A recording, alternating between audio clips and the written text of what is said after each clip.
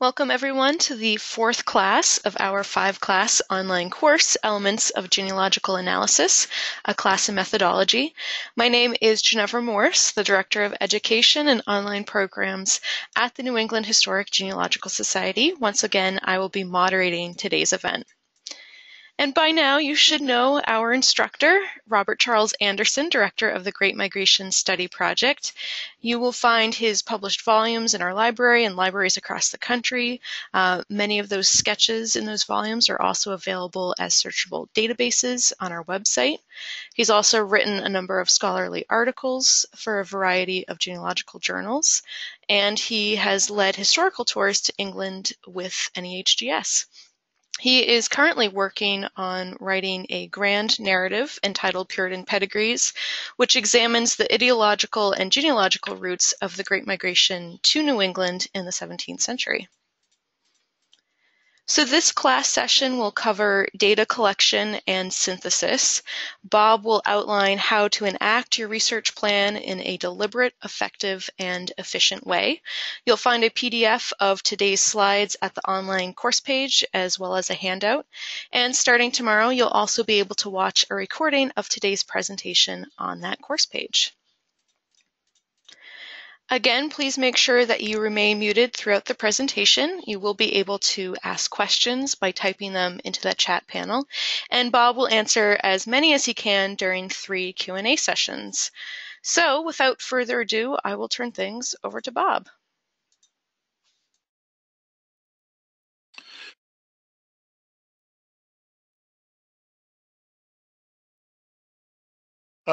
Before we get into the class material, let's, as is our wont, look at the review of the homework assignments. We had 2 this week. The first one was pretty straightforward, I think. I asked you to look at a chart, a diagram that's in my book that is used to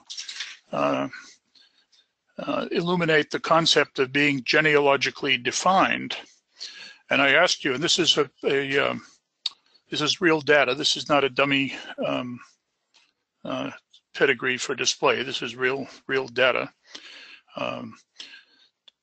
And so I said the dotted box in that diagram around Anna Dewey, if we assume that the list of children is complete and she only had the one spouse, she is completely genealogically defined.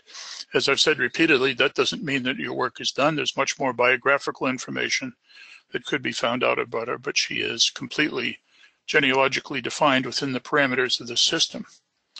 So my first question to you was, who else on the diagram meets that description? And the answer is that there's only one other person that meets that description, and that is Anna's brother-in-law, or rather sister-in-law, Freedom Woodward.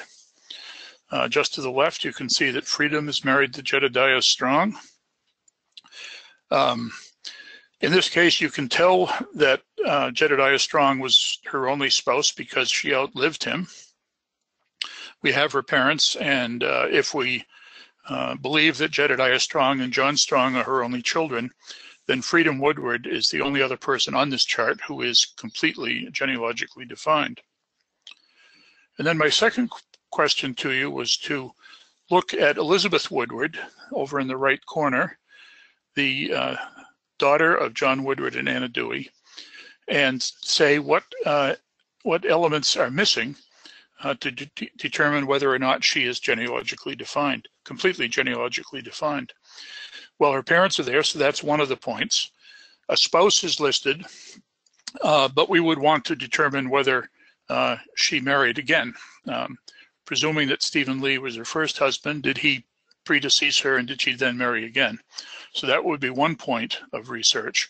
And then, of course, there's no listing of children there. So the question was, does she have any children? And if so, how many and who are they? So on one point, parents, she's completely defined. On one point, spouse, she may or may not be completely defined. And in children, we have no information whatsoever. So that's just to give you a little more assistance with the concept of being genealogically defined.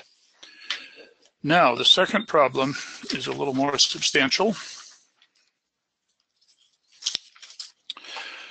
I asked you to read a short article from an early volume of the American Genealogist, and to study it as if you were in the problem analysis phase to carry out the reverse linkage analysis, and so attempt to identify the linkage decisions made by the author and his justification for making those decisions. And you should have received, as part of this lesson package, a 5-page discussion of this article. I had created this years ago. I had thought I would make it an appendix to the book, but it never turned out that way, partly for a reason that I'll get to at the end of our discussion of this. I'm not going to go through all 5 pages here. You can do that on your own, but I will just talk a little bit about right at the beginning. And so, as I say, one of the reasons I suggested this article as a homework item was because the author himself had numbered the paragraphs, so that he's kind of showing you his work process, or at least the way he wants you to believe his work process went forward. So I'm just going to talk about that first paragraph a little bit, a short paragraph, and then we'll talk a little bit about what it means. So it says, we know that Abigail Harlow married in Bridgewater, Mass. On July 11th, 1751, Jonathan Beals of Pembroke, Mass., and that she died at Bridgewater, August 26, 1779, aged 50. Her birth, therefore, must have been late in 1729 or early in 1730. So what you have there, of course, is several steps of the research process all jammed together. So the first point to make is that we have 2 records that are being presented to us. We have a marriage at Bridgewater in 1751, and we have a death record at Bridgewater in 1779. And the way it's stated, the author is telling us that those 2 records belong to the same person. But he doesn't tell us how he arrived at that decision. And I won't go through all the details of my argument in the piece, but the point is that you would have to know whether there was more than one Jonathan Beals, there was more than one Abigail Harlow in Bridgewater in those years. The answer is that they do belong together, that they do pertain to the same Abigail, but you can't know that in advance. Then, in looking at the records, at the sources for those records, nowhere in the sources cited, that footnote A, Bridgewater Vital Records and Mitchell's History of Bridgewater, which of course is a secondary source and not an original source. Nowhere in those records is the age given. So where did that age 50 come from? My best guess would be that it would be from a tombstone, but we don't know that. So that's a piece of record analysis that you have to go back and reconsider. Well, if you accept the conclusion that Mr. Reed has made, so that's a linkage bundle in a sense, just those 2 records put together, and then a conclusion drawn from that, the approximate birth date of Abigail Harlow, who married in 1751 Jonathan Beals. And as I say, that first item is, in a sense, the stating the problem selection as well. So you see how the various stages of the problem sequence, when you see them in print, or when you're working on them yourself, overlay one another. We only try to separate them analytically and sort of offline to help us, as I say, when we run into a problem, when we think there's some discrepancy in our work. And so in what I've presented to you, I've gone paragraph by paragraph and analyzed it and given my opinion on what is right and what is wrong, the steps that were left out, and so on. My original conception was that I would rewrite this according to my system and see what kind of a conclusion I would arrive at using the criteria that I've been teaching you these last few weeks. But I did something else as well, and that would be in the problem analysis and then the data collection stage, and we'll be talking about data collection pretty soon here. If you look carefully here, you'll see that one of the things that the author pays almost no attention to is probate records and deeds. Now remember, this article is from the 1920s. It's from a period when Donald Lyons Jacobus and others were just promoting a more systematic approach to genealogy. I think if Mr. Reed had submitted this to Jacobus 10 years later. He wouldn't have accepted it in this form because it does not, the author did not look at deeds and probates. So when I prepared this, I was living in Salt Lake City, so I ran down and started going through the deeds for the Bridgewater area. And very quickly I came up with a deed signed by Abigail Beals, wife of Jonathan Beals, and 2 or 3 other couples selling land that had belonged to their father, William Harlow. So the answer to it was the solution to the problem was very simple and didn't require most of the argumentation that Mr. Reed made in this article. If he had looked at the deeds, he would have solved the problem much more quickly, with a much higher level of assurance, and without all of this circumstantial evidence and argumentation, some of which he included and some of which he didn't. If you read my 5 pages carefully, you'll see that there are many places where Mr. Reed makes assumptions without making them at all explicit. And that was very common in articles 50, 60, and 70 years ago. It's less common now, fortunately. So take your time offline here to take a closer look at that. All right, so much for the homework review. So now, just to once more just look at the problem-solving sequence, just to remind us where we are. We're at the halfway point. We last week studied problem selection and problem analysis. So based on our problem analysis, let's assume that we have come up with a list of things that need to be collected. Now, I spend less time in the book on this stage for the reason that most of what goes on in this stage is not amenable to my system. And the reason for that is that what you have to know to collect data is not a universal, but is unique to each time and to each place. I kind of think of a massive grid with all the definable regions in the world on the x-axis and various time periods on the y-axis. And every intersection of lines from a time period to a region could give you a different set of sources available to you, and therefore would influence your data collection process.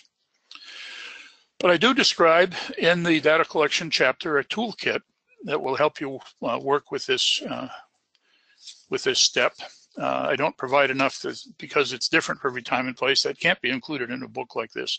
That's why you use books like The Source and others that we'll be discussing in a moment.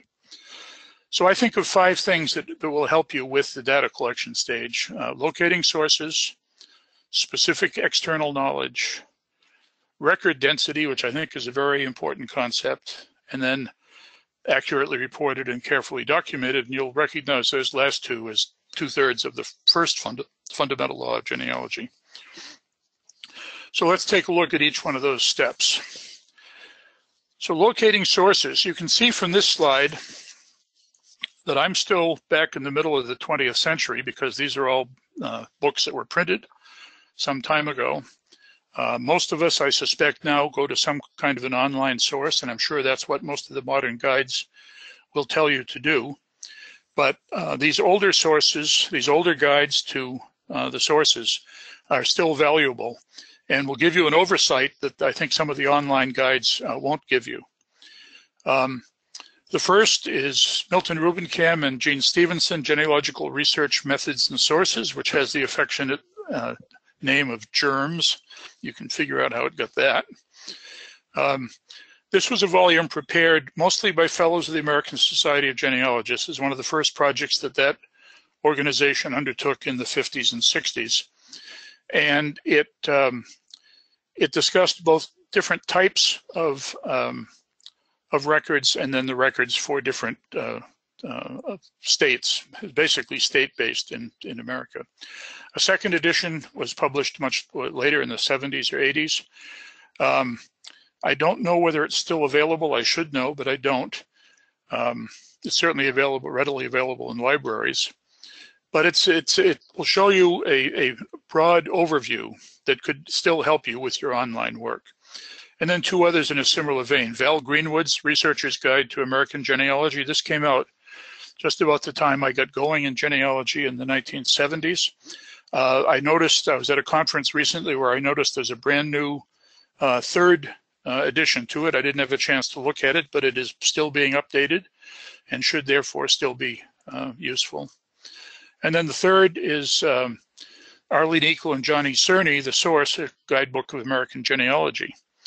And just as a side historical point, that is the first project, the first publication of Ancestry when it was strictly a print operation. Before it was Ancestry.com. It was just a little shop in Salt Lake City. This is their first book. There have been a number of editions of it, and it is organized by record type for the most part. But this is the seedling from which grew the monstrous Ancestry.com that we deal with today. And then I don't even attempt to point you at online guides. There are so many of them. Obviously, Family Search of the Mormons, the website here at American Ancestors, all of the commercial websites. There are hundreds and hundreds of different websites that you can look at, and the websites for the state libraries and state archives and all of that. So there are innumerable guides. But even the published guides will help you deal with the online guides. The more recent published guides will help you with the online guides. So that's your first step, is locating sources that you've identified in the previous step, in the problem analysis step. Now some other aspects of of the collection process and what you need as you to move on to the next step. And I believe you've heard me talk about both specific external knowledge and general external knowledge before. I throw general external knowledge in here just to remind you of the opposition between the two ideas. And let me just go to the second first, data and thought processes that are applicable across the board, regardless of the time and place you are researching.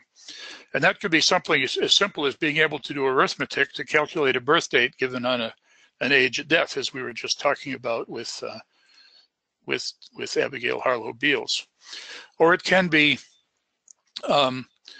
fundamental aspects of human biology that are going to be more or less the same no matter what time or place you're talking about. So that one of the great aids to doing research in the colonial period is that for most people, where the mother is breastfeeding, there's approximately a 2-year interval between births. If you see consistently a 1-year interval, that's a pretty good hint that the family is employing a wet nurse, that is a nurse other than the mother, and that also then would imply that there was a relatively affluent family. So those sorts of things, general biology, things that are not tied to a particular time and place, things that are just broad knowledge but you have to have on board to do the research. Specific external knowledge is the information external to the specific records being analyzed that supports the linkage decisions and that varies from time to time and place to place. And in the book, I recommend specifically the book by Helen Leary on North Carolina research. It's far and away the best volume of what I would call specific external knowledge, limited obviously to the state of North Carolina. It covers different time periods within that colony and state, but it tells you about how the records were created, and it tells you about how the records are organized, and all that knowledge you need to know once you get started with source analysis and record analysis. Now, a week or so ago, we had a question asking whether there is such a volume that would help with New England research in the colonial period, and the unfortunate answer is there is not. There, of course, are articles here and there, and people discuss specific points in articles and books, but there is no single book that tries to describe, for instance, what was the age of being able to witness a deed, or what was the age at which you could choose your own guardian, and that sort of thing. That varies from time to time and place to place. And you can find that information about New England here and there, but there's no single guide, unfortunately, to New England or to most of the colonies or states that will help you. That's a giant gap in the genealogical literature. It requires a very special expertise, and there just aren't enough people around, for the most part, to produce that sort of item. Okay, let me talk about record density for a bit. and we'll employ it in a couple of our examples today and next week. And I define record density as the relative number of records available from time to time and place to place at all jurisdictional levels at that time and place, determined by three variables: the variety of types of records created, that is to say, do we have deeds, do we have probates, do we have town records, do we have church records, on and on and on. The number of those sources that have survived, and the completeness of coverage of each of those sources. In other words, assuming that there is a volume of vital records for the town of Boston in the 18th century, how well is its coverage of the town? And the answer is that for several decades in the 18th century, it's just not very good. And record density will determine the value to place on individual records in the construction of linkage bundles. So just hold that in your mind. We'll come to this concept and use it as a criterion of analysis in some of our examples in the next session and next week. And then accurately reported and carefully documented, which will be the next slides. And this is just a reminder, these are the second and third parts, or rather the first and second parts of the first law, which you'll remember says that all the records used in your work must be accurately reported, carefully documented, and exhaustively analyzed. And we've talked about the exhaustively analyzed part exhaustively. So just quickly, accurately reported, obviously, when you go back to your source analysis or your record analysis, you ask, is it an original or a copy? And the reason you ask of whether it's an original or a copy is to see what chance there has been for the value or the accuracy of the record to deteriorate as it goes through the copying process. So with that in mind, in collecting records, care must be taken to create transcripts, extracts, or abstracts as accurately as possible, because an error at this earliest stage in the process will reverberate throughout your later work.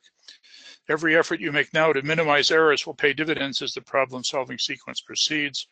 Your goal is to present the material in such a way that it will stand up to future practitioners of source analysis who are using your work. Now, of course, many researchers now use their phone cameras or digital cameras of some type to record images of records when they're researching, and that's wonderful because that minimizes one possibility for data loss in the transcription process. But at some point, eventually, when you're moving it into a published form or just a preserved form for family use, you're probably going to copy out pieces of it, and that's where you need to be especially careful. And then finally, carefully documented. In other words, you have to provide a citation that will allow other users in the future to figure out what it is that you're talking about, to find the same record you looked at. If they can't analyze, and therefore they can't judge the value of your work very well. And so I present you three different levels here of detail. The first one is my own, the fortune cookie version. Documentation should be clear, documentation should be consistent. And by clear, I mean that it should have enough information for the user to follow up and find that record. And consistent is just a way to avoid confusing people. If you cite the same source repeatedly in your write-up or your presentation, do it the same way every time. Otherwise, people will be very confused. A middle way in this Goldilocks situation here is Richard Lackey's book, Cite Your Sources, the first book written in this vein, still highly valuable. One of the values of Richard's work is that it is concise, but very precise, and is still available and still a very highly useful tool. If you want exhaustive detail on every possible way a citation might be written, then you want Elizabeth Shown Mill's massive evidence explained, citing history sources from artifacts to cyberspace. And of course, Richard Lackey died in the early 80s, and so never saw the internet. Elizabeth has worked extensively online, of course. And so hers is the place amongst all of these where you have to go if you're citing things that are online. So that's just an outline of what data collection involves. As I say, because it is not universal, because it looks at different times and places, it's not something I spend a lot of time on my system, but it is certainly an important part of your research and has to be handled just as carefully as all the rest. All right, thank you, Bob. So let's take our first Q&A session here. If you have any questions, go ahead and type them into the chat panel, and Bob will answer as many as he can. So a few people, Marjorie and Denise in particular, brought to light another person who's potentially genealogically defined in that chart that you did not mention, and that's John Woodward. 1647 to 1724, and I can bring up the here we go. So you could see John Woodward, Anna Dewey's husband. Yes, that is right. The only thing I would say there, in fact, it is right, because this is research that I did years ago for my master's thesis. But if you were just presented with this sheet, then yes, all elements are covered. Since he outlived his wife, there is the possibility that he remarried. That's the only point I'd say. But yes, that should have been an answer as well. Thank you for that. All right, let's see if there are any other questions.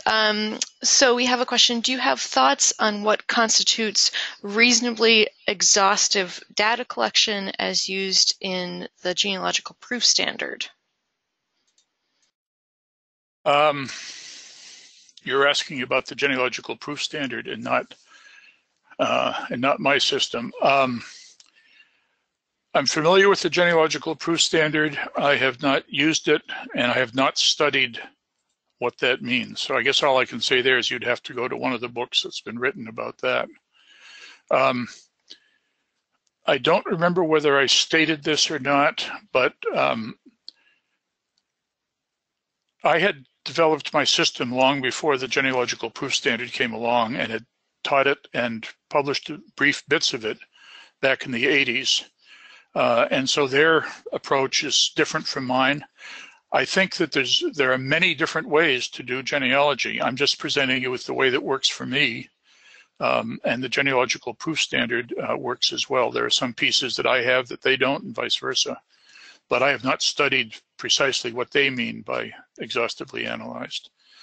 Because that question was asked previously about how I use it, I believe my answer indicated that in my system it's a slightly squishy term, that it depends on where you are in your research and what you may discover with regard to new sources or new information as you go along. So in my system, it's not a term that you can give an ironclad, immutable definition to. And Patricia just asks, what is the genealogical proof standard? I mean, obviously you don't get into it, but just who publishes it and who's kind of the parents of the genealogical proof standard? Yes, that obviously I was talking in the middle of things there. Okay, the genealogical proof standard, that was something that was developed by the Board for Certification of Genealogists. The Board for Certification of Genealogists is a nonprofit outfit that tests genealogists who want to do professional work and want to have some sort of an accreditation, some kind of a credential. It's been in existence since the mid-50s, I think, or maybe the 60s. I was active in it in the 70s, 80s, and 90s. In its earlier incarnation, the part of the testing procedure asked for people to describe what is meant by the term preponderance of the evidence and describe how that's used. And that for years was part of the testing procedure in the Board for Certification. Some of us in the 80s and early 90s became a little uncomfortable with that, because that is a term, of course, that's brought in from the law. Preponderance of the evidence is the test for guilt or not in a civil suit. So when one person sues another, the winner is that person who brings in the preponderance of the evidence. And that can be just barely more than 50%. So in my estimation, just barely more than, just barely on the probable side. And there are many, many problems that you can solve at a higher level of confidence. And of course, that contrasts with the legal criterion for a criminal case where it's beyond a reasonable doubt. And there you're way up in the 90+% range. So you've got this gap between preponderance of the evidence, 51%, and beyond a reasonable doubt, 90 some odd percent. And there are many, many problems that you'll solve where your likelihood of being correct is much greater than 51%, but nowhere near what would be a legal beyond reasonable doubt. And so there was a movement within the board to change to a different system, and that's how the genealogical proof standard arose, developed in the late 90s by several people then active on the board for certification. All right, thank you for that clarification. And so just kind of an alternative to the question about reasonably exhaustive and the genealogical proof standard. Basically, how do you know that you've looked hard enough for data? How do you know you've looked hard enough for data? That, in the end, falls back on just how long you've worked in a given time and place and how well you know the sources. Until you learn what exists and what does not exist, you can't know that. So it's a matter of experience. And then, of course, on occasion, new sources can come to light, but that's rare enough that you generally don't have to consider that. So it's really a matter of experience with researching in a given time and place. All right. So it looks like those were all the questions that we had. Let's move on to the second section, which is on synthesis, and we have an example. So I'll turn it back to Bob. Okay, so synthesis is the fourth step in the problem-solving sequence. It's the stage after you've finished your data collection, you've analyzed the problem, you've decided what new information you need, you've collected that information, and now you start back up the ladder, so to speak, from the raw evidence level at the bottom of the process, and you're trying to get back up to that level of a conclusion. And you're hoping, of course, that it's a conclusion that's better or stronger than what you started with at the beginning of your process. I've left out as a stated step here what obviously any new data you collect, you're going to subject to the analytic steps of source analysis and record analysis. But as with so many of the features of this system, you use those analytic steps all the way through the process. They're not unique to any one step, and certainly not unique to the synthesis step. What's more important for our consideration is beyond that. Once you've collected your new data, and once you've analyzed it, both from the source angle and the record angle, is the synthesis step itself, where you begin to prepare new linkage bundles. You begin to build back that structure. The structure that you found, that you've torn down into pieces, and now you're putting back together, hopefully to a sounder and stronger structure. So synthesis is the preparation of linkage bundles, and it's the examination then of two or more linkage bundles or dossiers that you suspect belong to the same person as you're building that hierarchical structure higher and higher. Beyond that, there are no real principles. You're just applying the linkage analysis steps that we've talked about last week. And this is where they really begin to do their work. So in this portion of the day's work, we'll look at one relatively simple example, and then after our next Q&A, we'll look at one more example that's somewhat more complicated. So here are two records that have come to light. On 26 December 1650, Abraham Tyler and Hannah Farnham were married at Haverhill, Massachusetts. Now, again, as with when we discussed the homework example of the Barlows and the Beals, Mr. Reed, the author, started out with a marriage record, and so my assumption there was that was, in a sense, the problem selection step. In other words, he came upon this marriage, and that stimulated him to try to find out more. And that's what's going on here. So we have this marriage of Abraham Tyler and Hannah Farnham, and we want to know more about Hannah Farnham. Let's say that that's what we're after here, that Hannah Farnham, this is all we know about her at this stage.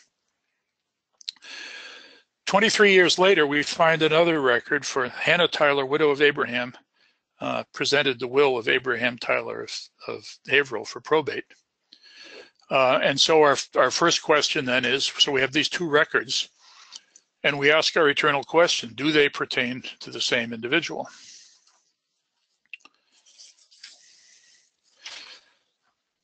And so I've created a linkage bundle deciding that they are. My conclusion is that Hannah Farnham, who married Abraham Tyler in 1650, is identical with Hannah Tyler, widow of Abraham, in 1673. Now, just as with the Barlow and the Harlow and Beals article, where we repeatedly said, is there more than one Jonathan Beals? Is there more than one Abigail Harlow? Is there more than one William Harlow? We have to ask that question here about Abraham Tyler. So if the Abraham Tyler, who dies in 1673, is the same as the one who married in 1650, then we have part of the answer to whether these two records pertain to the same woman or not. And the answer here is interesting. This gets us into our record density idea.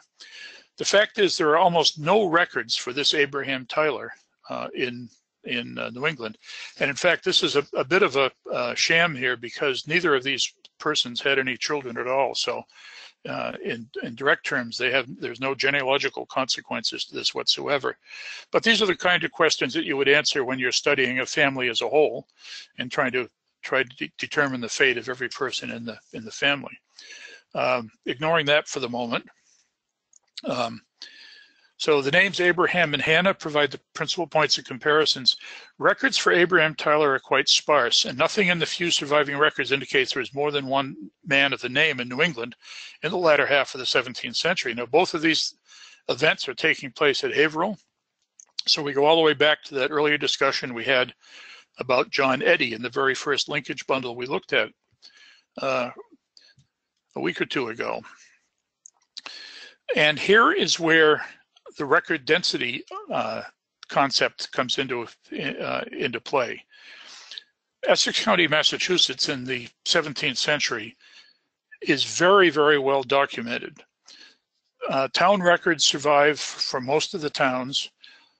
Deeds survive for the whole county. Probate records survive for the whole county.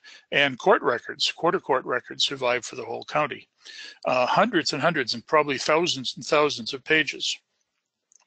And the fact is that these are the only two records that survive for Abraham Tyler. They're both in the town of Haverhill, and they are consistent with one another. In other words, chronologically, these could well be the same man. And so there's absolutely no evidence to say that they aren't the same person. And the fact that it's a time and a place with a very, very high record density tells us that we probably haven't missed it if there are two Abraham Tylers. Now, if we're dealing in a place such as Dutchess County, New York, if any of you have researched there, where there are very, very few records, and we're presented with this same problem, we wouldn't be able to reach the conclusion with the same level of certainty. Because there could easily be more than one Abraham Tyler in a place where there are very, very few records on the ground. Let's say there are no vital records, just a few deeds, maybe the probates have burned and so on, and no town records in a place like that part of New York at that time. And so it's not just the records in isolation that allow us to make a linkage bundle here with some level of certainty. It is the record density. It is what we know about what we should be able to find in the records if most of them exist, as they do for Essex County. You would also have to consider, since it's a 23-year span, it's certainly possible that the Hannah Farnham, who married Abraham Tyler in 1650, died in 1660, and Abraham married another Hannah. And that can't be ruled out, but again, record density helps us with the indication that there probably is the same Hannah, because you would hope to have either the death of the first Hannah or the marriage to the second, and so on, in a place like Essex County. Again, in another time and place, you might not be able to reach that conclusion. All right, let's look at a couple more records. On the 28th of September, 1695, Hannah Brummage of Haverhill, formerly the wife of Abraham Tyler, being his relict widow, arranged with John White for her maintenance for life. The deed was signed by Edward Brummage and Hannah Brummage. And then on 13 January 1700/1, this deed was acknowledged by the widow Hannah Brummage. So let's look at the linkage bundle we've created here. Now, with this time, we have a very high level of certainty that we can put these two records together as being for the same Hannah. And that again goes back to that first linkage bundle we looked at for John Eddy. And you'll remember that was a deed where we treated the body of the deed and the acknowledgement to the deed as separate records, because although in that case made on the same day, they were by different penmen and for a different purpose. In this case, you'll see that the acknowledgement of the deed took place more than 5 years after the deed itself was created. And that's part of what justifies treating those two pieces of one document as two separate records, entered at two different times. But given the fact that the widow Hannah Brummage herself acknowledges the deed, whether by signature or by mark, I don't remember,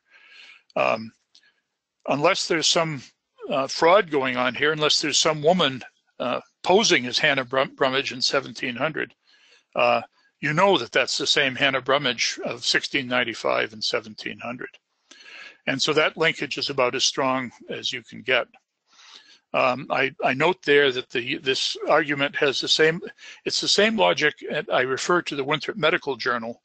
It's a log of all the people that John Winthrop Jr. saw in his practicing as a physician, mostly in Connecticut, but elsewhere in the mid-17th century.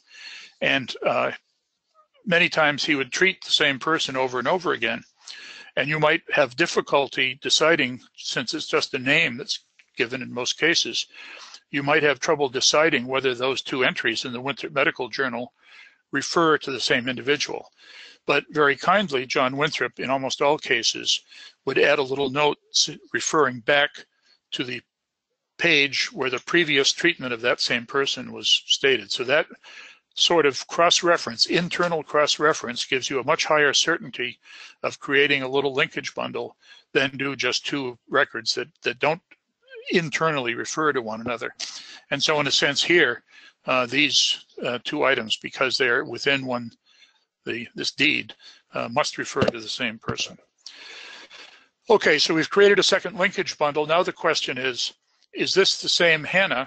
Because it says she's the wife of, formerly the wife of Abraham Tyler. Is this the same Hannah we dealt with in the other two records?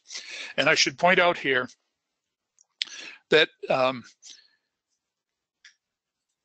in most of the places you'll research, you would have difficulty finding this record because most indexes won't refer to the name Abraham Tyler. A deed index is going to give you the name Hannah Brummage. It's probably not going to mention Abraham Tyler in there. So it's the fortune of researching in a place like Essex County, where so many of the records have been printed and indexed, that you're able to winkle out these records that might otherwise be very hard to find. Not impossible, but very, very hard.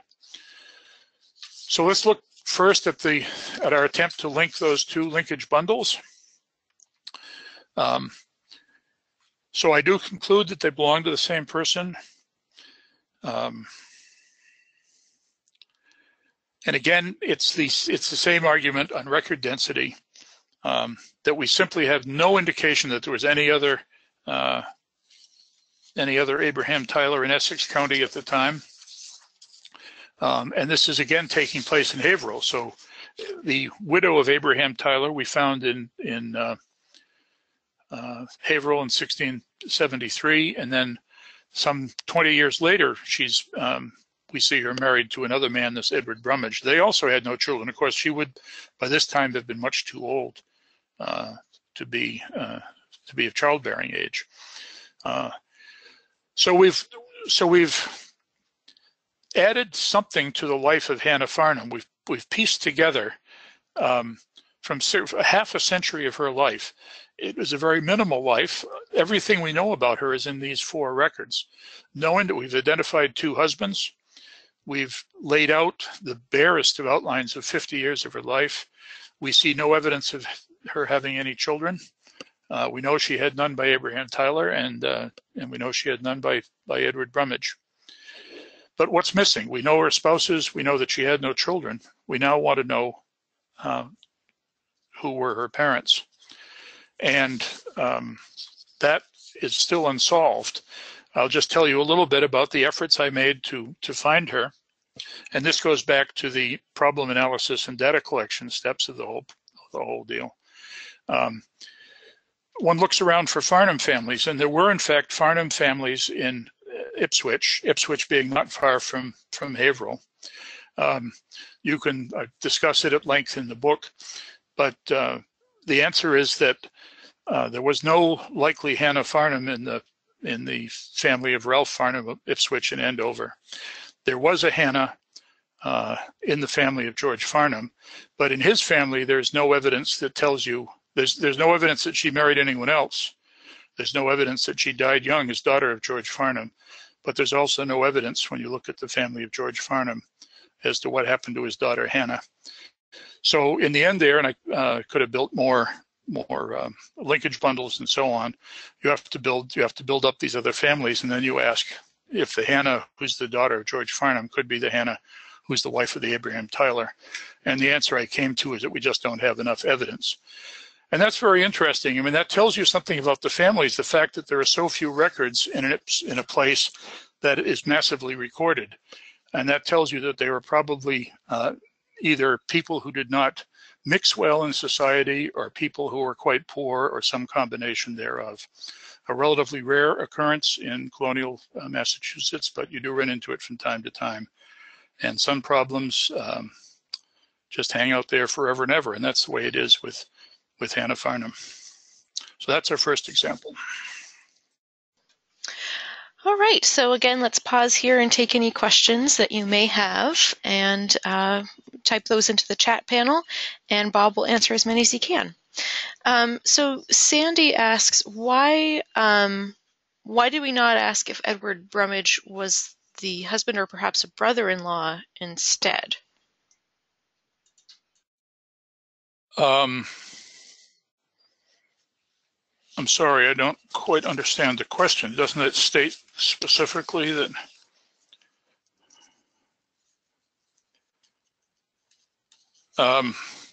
Well, because the deed was signed by Edward Brummage and Hannah Brummage, and she then, 20 years later, is called Widow Brummage. And there may be more. The deed is obviously much more than this, but and also the deed states that she was formerly the wife of Abraham Tyler, so she couldn't have been the sister of Edward Brummage. So that's how I get there.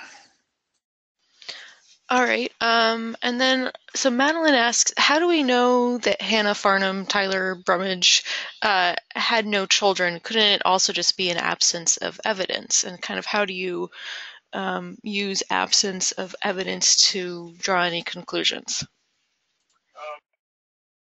I think what I left out here, you see, in the first set of records, we have 1673. Hannah Tyler, widow of Abraham, presented the will of Abraham Tyler for probate. Let's see if I can dig that out of the book real quick. But I think the answer is that Abraham Tyler does not mention any children in his will. And then by the time she married Brummage, she would have been too old to bear any children. But I don't. Well, I can't. I'm not going to dig in the book now to find it. But the answer is we know that Abraham Tyler had no children. Now that, of course, does not mean that she didn't have any children who might have been born and died as infants and so on. But certainly, the available evidence, the will, the probate record for Abraham Tyler, and the fact that by the time she married Brummage, she was almost certainly beyond childbearing age, tells me that she had no children. And another question concerning record density. Why was there no death record for Abraham Tyler?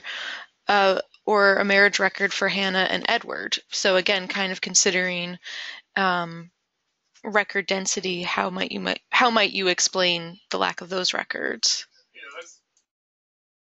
That's a very good question. Behavioral records are good, so they should have been there, and they aren't. And I think that goes back to the question or the point that I made. Because of the scarcity of records for this family, I suspect they were peripheral. That is, they were poor or they lived on the outskirts of the community. There's no behavioral church records that early, I don't think, so we don't know whether they were church members. He's not a freeman, so therefore he did not participate in the political life of the colony. So my inclination is to say that he was someone who lived out in the woods, a sort of antisocial sort, and that indicates that the records, that those vital records didn't get into the records. It's possible, of course, even though Edward Brummage and widow Hannah show up in Haverhill, it's possible they married somewhere else. You're right on the New Hampshire line there, so he could have been married across there. But Edward Brummage is just as evanescent as is Abraham Tyler. Now, Leslie says that, I've run across cases where the father gave all of his property away to his children before his death, so then they weren't mentioned in the will. Might that also be a possibility for this time period? A possibility, but a rarity. And again, you simply don't see any other Tylers in the vicinity in the records at all. So it's not, it might be that he had a son by some other name. Let's say William Tyler. That, as you say, he took care of during his lifetime and therefore didn't need to mention him in the will. But no such person appears. There is just no indication of any other Tylers around in Haverhill and vicinity at that time. And Barbara asks, what about, were there other records for the Brummage family? Yeah, the answer to that is no, there weren't, as I say, and Brummage is not a surname that you see around otherwise in New England. So he would certainly have been a very late arrival, late in the 17th century. And but if I'm right, of the same social and economic class as Abraham Tyler himself. It's very annoying. Some of my colleagues who work in Southern records say how easy it is to do New England research. But obviously it isn't always easy to do New England research. One has sometimes problems of the very same sort as the Southerners have. In this case, I think it is a case of them being a sort of marginal people in the community. Great. Now, we have a question. Why is the second linkage bundle for Hannah Brummage determined to be only highly probable and not almost certain? Can you talk maybe a little bit about how you determined those categories?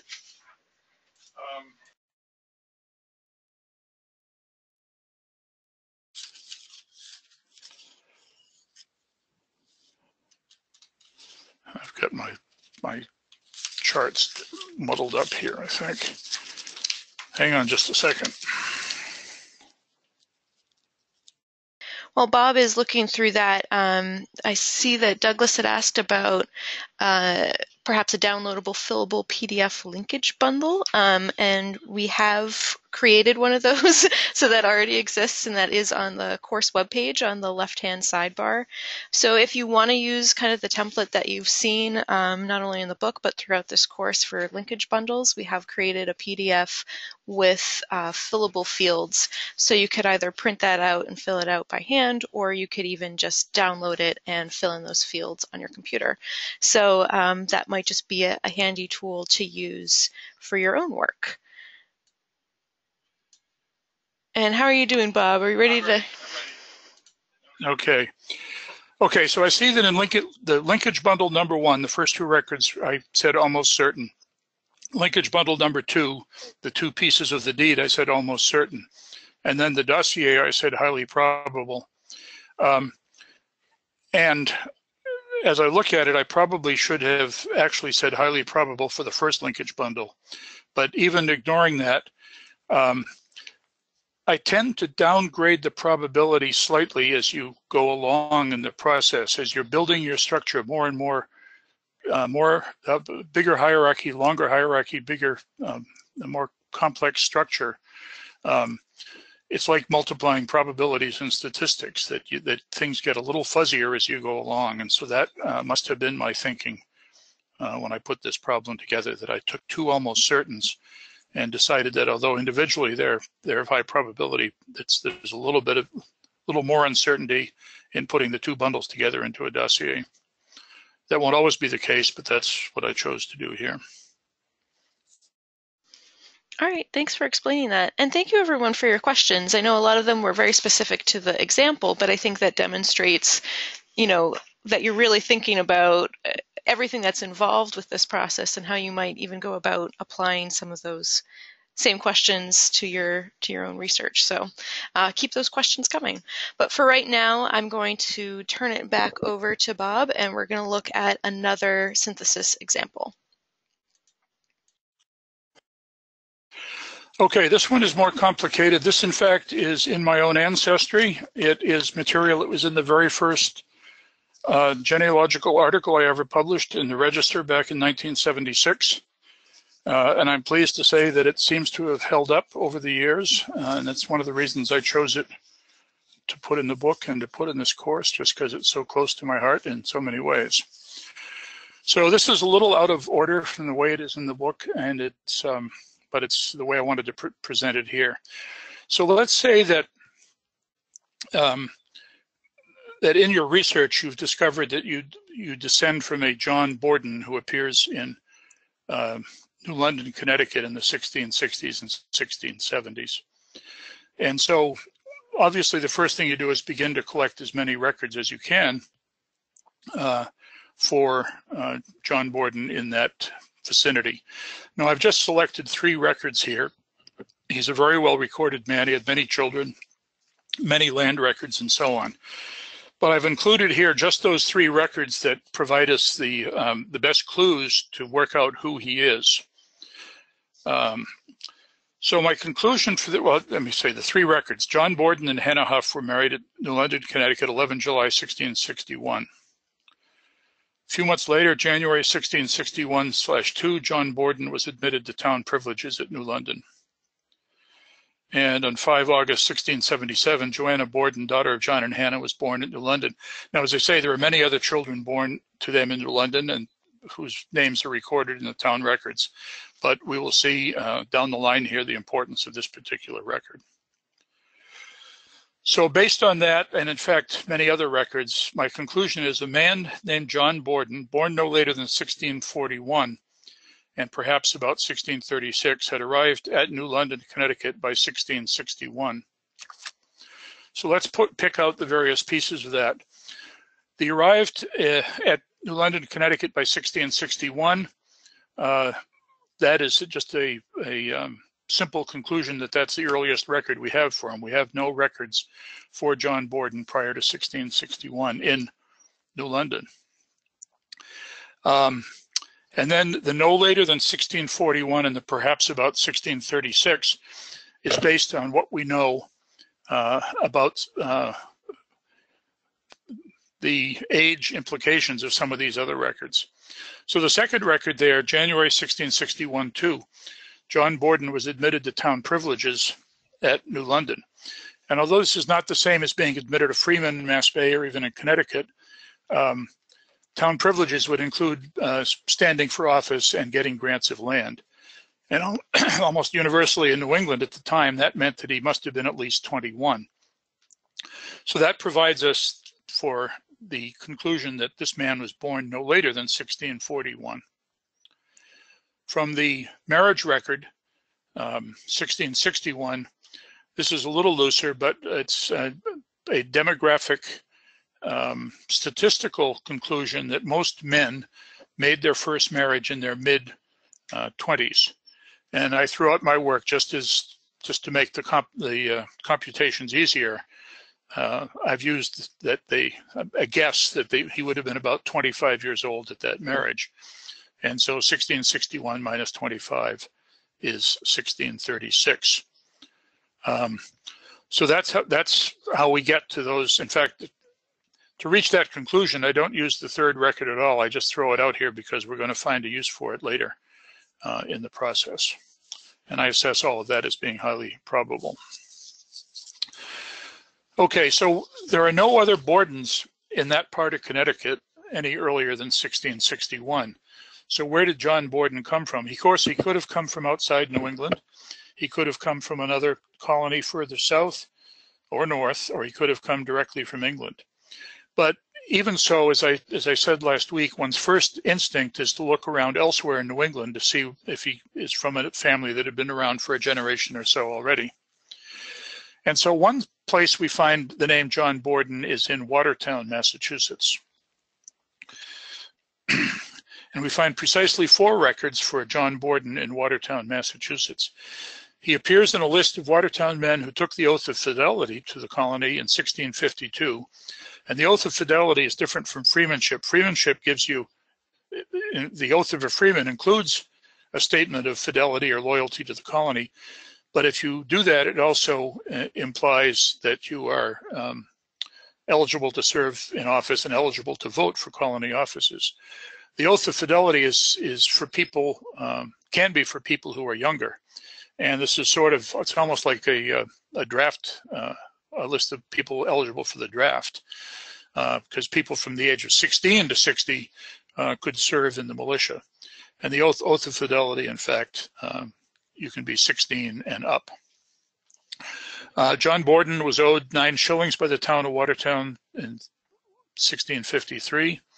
John Borden was paid 9 shillings a few months later, actually more than a year later, pursuant to the town rate, which was granted in October 1653.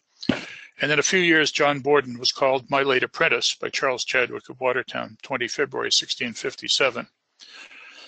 So let's look at the linkage bundle I made out of that. I started by looking at the second and third records because those, just like the examples we've shown before with essentially internal reference, the second of the third record refers in a sense back to the second because it refers to a town rate granted in October 1653. So that tells us that the 9 shillings paid out in 1654 is 1654/5 is for the debt incurred by the town of Watertown a year and a few months earlier. And so that tells us that that extra piece in the record that says that this 9 shillings being paid out was a debt incurred in October 1653 allows us to connect directly to the 1653 list of debts owed by the town. And in an aside, the record itself does not say what the 9 shillings is for. But if you study the Watertown town records, you will find that 9 shillings was the standard rate to be paid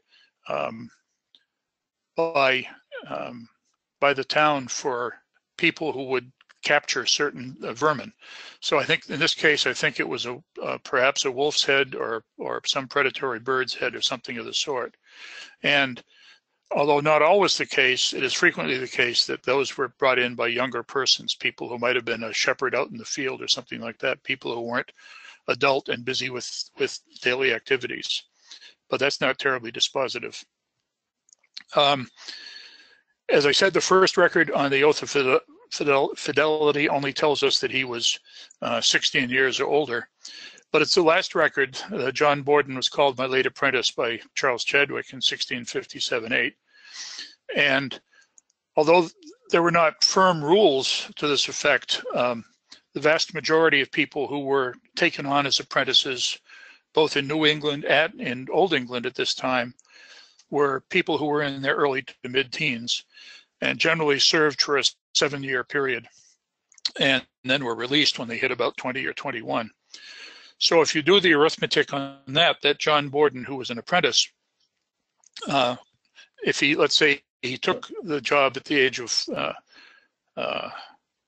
14 or so and was released in early 1658, if that date is correct, that his date of birth would be somewhere around 1637. If you look at the oath of fidelity, he had to be at least 16 to be on that list. And so that gets us back to the same 1636 or thereabouts date. And again, those then would be appropriate. He would, in 1653, he would have been 17 and probably serving his apprenticeship at that time. And so if that 9 shillings is for bringing in the head of some pestiferous animal, that would fit, although it's not as strong a piece of evidence as others. So here we have a man born in about 1636 or 7 with the name John Borden. As I say, no other records in town, so no indication of siblings or parents in Watertown at all. So this is a good candidate to be our John Borden in New London in the 1660s, but there's nowhere near enough evidence in this bundle of records to allow us to go on further and make a sounder conclusion. But there's much more. Right next door to Watertown is the town of Dedham. And in that town is a group of records that are quite a bit harder to interpret because of some peculiarities of the record keeping in the town of Dedham. And so this is the third, it's linkage bundle number 3. And I've presented you with 6 records here, and I'll just buzz through them quickly. So 1635, John, the son of John Baldin, so that's not Borden, it's Baldin, and Joanna, his wife, born at Dedham. A few years later, Samuel, the son of John and Joanna Gay, was born in Dedham. A couple months after that, Blank Gay, the wife of John Gay, was received with good satisfaction to the church at Dedham. And then just a week or so after that, John Balduck, which doesn't look at all like Borden, the son of our sister Gay by her first husband, was baptized at Dedham. Samuel Gay, son of our sister Gay by her second husband, was baptized the same day. And then some years later, 1669, Hezekiah Gay, the son of John Gay of Dedham, bequeathed to my brother John Board clothing. I think, and this is one of the indicative bits of evidence, I think he have most need. They are hardest to be gotten there. And then finally, Joanna Gay, widow, the relict of John Gay Sr., bequeathed to my loving grandchild, Joanna Borden. Well, that's quite a mishmash of records, and right off the top, they don't all necessarily appear to apply to our Borden case. But here's where you have to get going with your record analysis and your source analysis. So let's look at the fourth of these records, the one that says John Balduck. Now that comes from the church records. And the earliest church records were kept by Reverend John Allen, who arrived in New England in 1637 with a number of people from Suffolk and Norfolk, and settled at Dedham. And he and a couple of the half a dozen of the people who came with him established the first church in Dedham. And it's one of the most exciting documents in this early period because John Allen doesn't just say who joined the church and who was baptized. He has many, many pages on how the church was organized, an important historical document. So it's got much meat in it. But as you study the record, and this is way outside the purview of the Borden family and the Gay family, you discover that Mr. Allen had a real problem with names. He called Reverend Richard Mather of Dedham, when he came to participate in the founding of the church there, Mr. Madden. He butchered a number of other names. One of my favorites is that in the church records there were repeated references to a man named Thomas Morse, who applied to become a church member and was rejected and rejected and rejected, and that finally, after a couple of years and deep examination of his qualifications, his reputation, was admitted to church membership, and then you never see him again in any other records. But not long after he's admitted to the Dedham Church, you find in the colony freemanship records a Samuel Morse in Dedham who's admitted to freemanship. And long story short, it turns out that this Samuel Morse, for some reason, John Allen called every time Thomas Morse. So the point is that names were routinely butchered by the Reverend John Allen. So there's much more to it than that. But the argument is that this woman who was first married to John Balduckie, or Baldwin, as in the marriage record, the birth record in 1635, died soon after the birth of John, and then married John Gay and had the son Samuel. And so in my mind, that pulls all four of those records together. A woman who comes with a wife named John Baldwin or Borden, has a son John, her husband dies, she marries John Gay, and she has Samuel and then many more children after that. And it's really that fourth record, that the church record, despite the butchery of the surname, that tells that story, because he kindly tells us the son by her first husband, the son by the second husband. As I say, if you go back to my original article on this problem, you'll find there's more evidence that bears on it, but these are the bare bones that get us to that point. So now, having put together that family, you have a Samuel Gay with wife Joanna, and then you have many more children, as I say. Now, one of those children, Hezekiah, as a very young man in his 20s, dies. And he bequeaths to my brother John Board. And that's what it says in the document, B-O-R-D. Now, I had the idea that this might be one of those cases like we met with the Farr and Ferrer example a while back, where the name was written B-O-R-D with a sort of a flourish on the D, an abbreviation, and the letters E-N were not written. Unfortunately, this is a case where there's no original of the deed. There's only the register copy, and the 17th century register has been lost, and we're reliant on a 19th century copy. And that's as deep as you can go.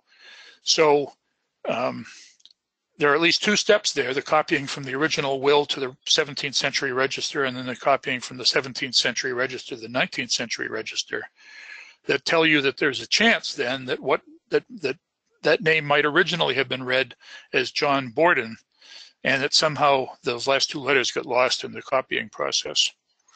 And then the other piece that I pointed out before, I think he have most need. They are hardest to be gotten there. Tells you at least that he's not living in the immediate vicinity of Dedham, and that he's living in some place that is a more primitive town, that is one settled more recently than Dedham and Watertown, and that's certainly the case for New London. New London is not a terribly young town in 1669, but it's away from the major trade routes, and it's not getting the supplies direct from England or from the tailors in Mass Bay. So that at least hints, again, the possibility that the Borden that we're looking for comes back to this family. And then the final piece of the puzzle is Joanna Gay bequeathing to my loving grandchild, Joanna Borden. And Joanna Borden, who's the daughter of the John Borden in New London, is not the only Joanna Borden who's available to us in 1690, but there are very, very few. It was not that common a name. And I think I only found one or two other Joanna Bordens that could even possibly be the one.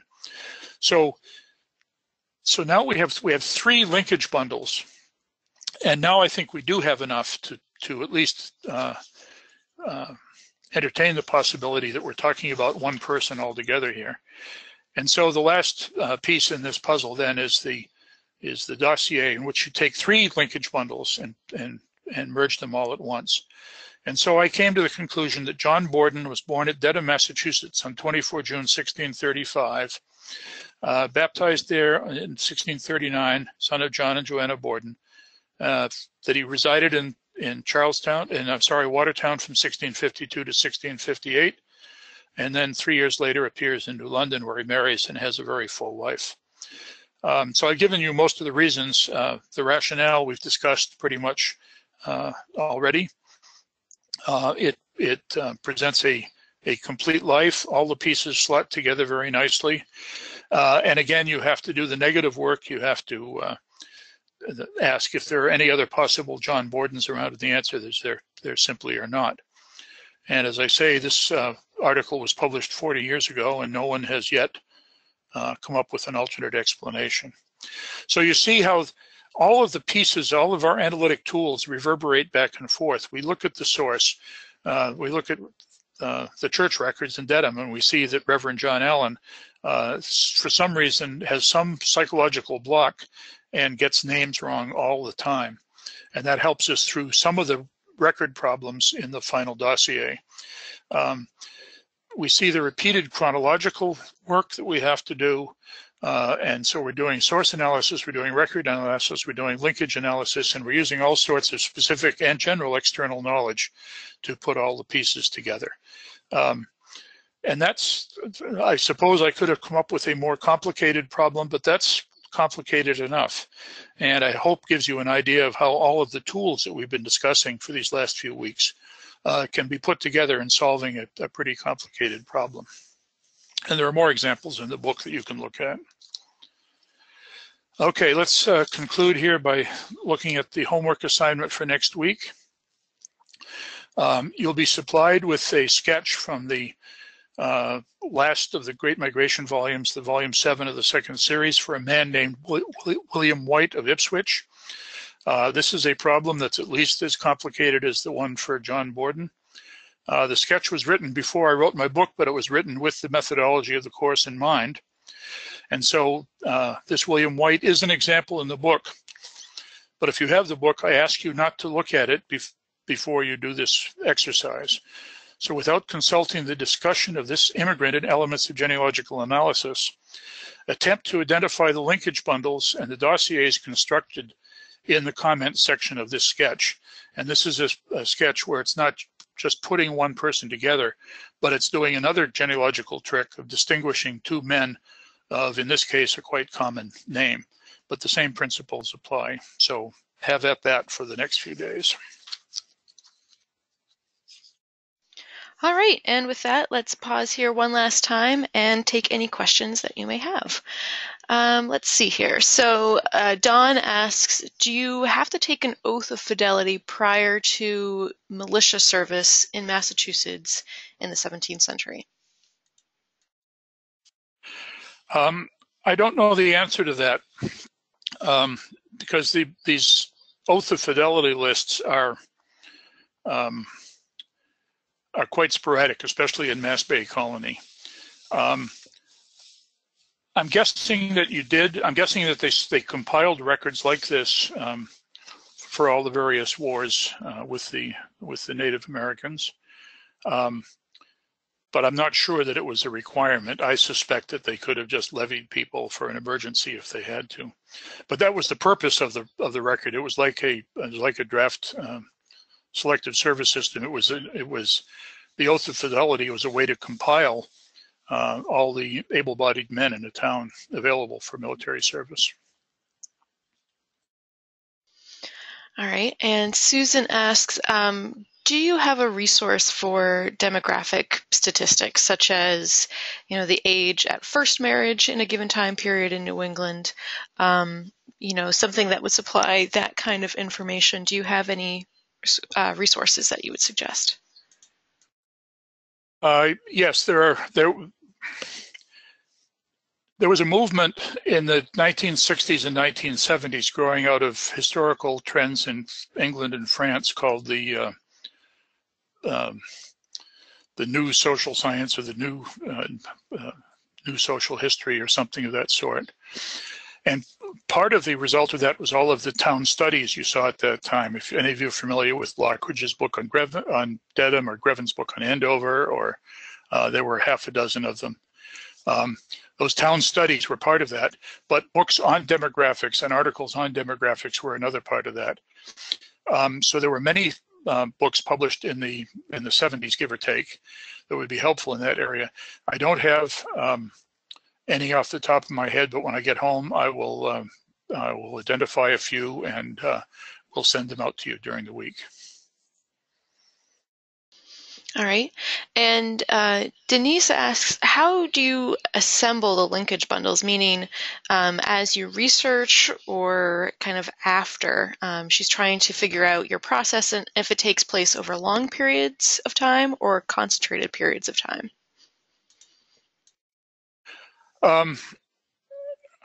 I would say more likely over a long period of time. They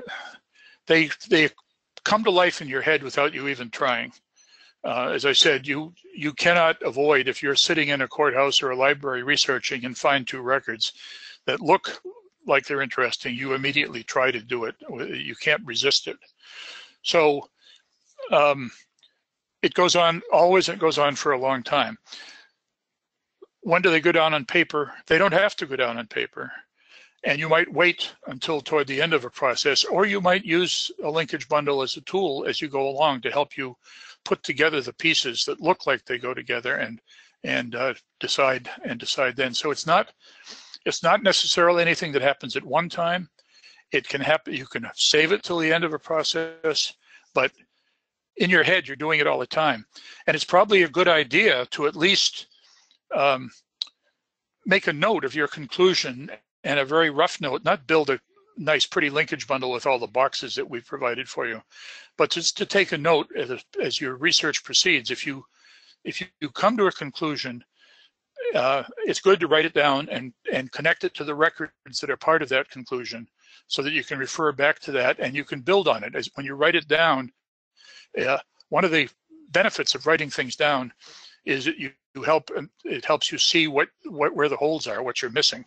So writing it down, even in a concentrated form, not in the graphic form that we presented to you, writing it down helps with the research progress by identifying holes, and also by forcing yourself to think about it along the way. You avoid making those false linkages that can be a disaster during a long research process if you don't uncover them earlier. All right, and we have a question from Barbara who's asking about kind of apprenticeships. What's the possibility of finding an indenture for, say, John Borden's apprenticeship to Charles Chadwick? Would there be town records of apprenticeships or just private documents? If you could maybe talk a little bit about apprenticeships and how and what, if any, records might exist. Okay, if we're talking about New England, there are very few recorded. In Old England, most every large town or city, most of the market towns and the port towns and so on, kept records of apprenticeship. Now, of course, not all of them have survived. And of course, in the major livery companies, the guild companies in London, there are excellent records of that. Records of that sort generally weren't kept in New England.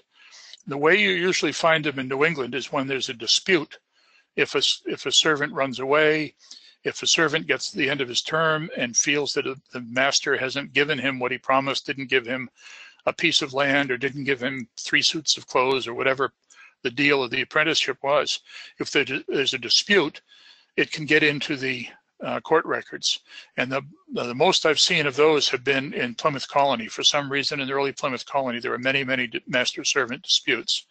But unfortunately, there is not a trove of apprenticeship records in colonial New England, at least, to be found that I'm aware of.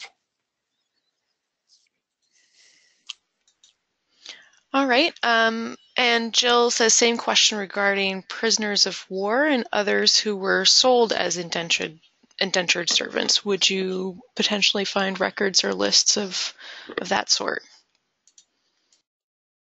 I'm not aware of any records of that sort. Early, I'm talking 17th century now. I think as you get deeper into the 18th century, into the French and Indian Wars and the Revolution, you start to get that sort of thing. But that's been over my horizon for so long that I don't have any immediate knowledge of that. But certainly in the 17th century, I'm not aware of any of that. All right, so I think that's all the questions for this class session. Again, if you think of anything between now and the final class next week, go ahead and email me at gmorse@nehgs.org. You may also consider scheduling a consultation with one of our genealogists or even hiring research services. But you will find a recording of this class as well as a handout in the slides on that course webpage, americanancestors.org/education/online-classes/elements-course. Once I post that recording, I will email you, and I will also post the materials for the final class and as well as the homework for next week. So expect an email from me with more information. But thank you again for joining us for this fourth class. Be sure to join us next Wednesday at the same time. And of course, to join that live class session, and you would just return to your email confirmation and click that join button. And if you'd like to access more how-to resources or learn about upcoming online educational programs, please visit our online learning center at americanancestors.org/education. I look forward to seeing you online next week. Goodbye for now.